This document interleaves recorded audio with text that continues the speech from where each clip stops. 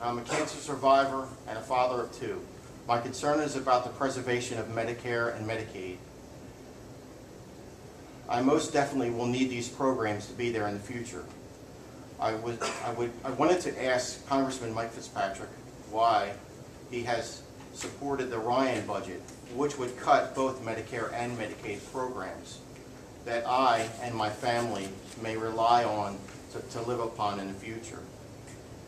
Instead, I will ask Ms. Boockvar, do you think that we should bail out these programs? Also, do you think that the 1% should pay more and contribute more to these programs? Is it okay if I stand up here and then I'll sit down only if you tell me I should? That's great. I mean, although this does count as exercise, right? Going back and forth. I don't get that much of it these days.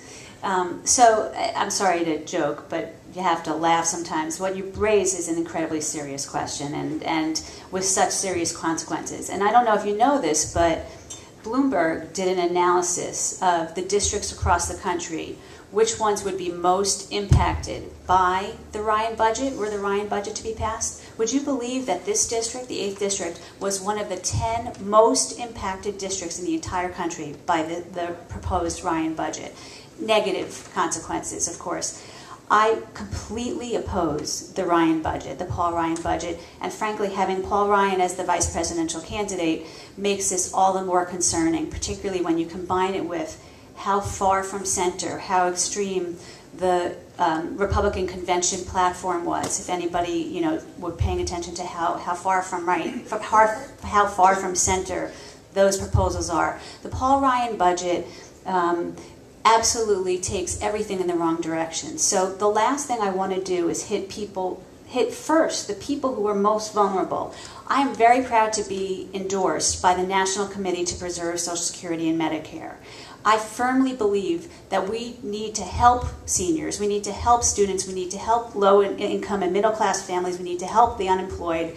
We need to do all of that, and do all of that while at the same time also asking those, like you said, the top 1%, to help a little bit more. They're the ones that are in the best position to let the Bush tax cuts expire for the top 1 to 2%, which will help then reduce our deficit, which we all know we have to do. But the Ryan budget goes about it in exactly the wrong way. There's a lot that we can do to preserve Medicare. We need to start with allowing us to negotiate drug prices with the pharmaceutical companies. Do you know how much money that would save? That would save $200 billion over the next 10 years. $200 billion. Why isn't that the first thing that we're starting with? And that's just one of many, many proposals that I would suggest. But fundamentally, I don't want to touch the benefits to seniors. I don't want to touch we could talk about this all day, right? But Medicaid, the Ryan budget would slash in half Medicaid funding for those most in need, our poor and disabled. I'm sorry that keeps happening. The poor and disabled among us. And in half, that's who we want to do. That's what we want to do, is hit those most in need. I completely oppose it. Thank you for raising the question.